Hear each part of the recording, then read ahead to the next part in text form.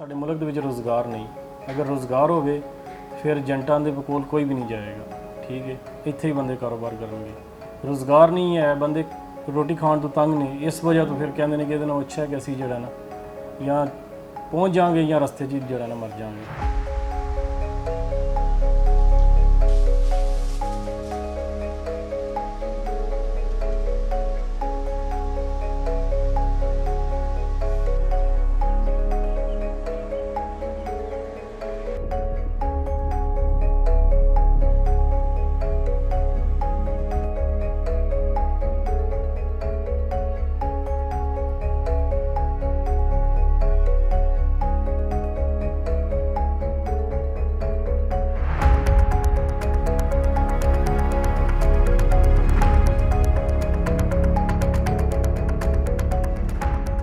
खुशहाल कौन अपने घर से निकलता है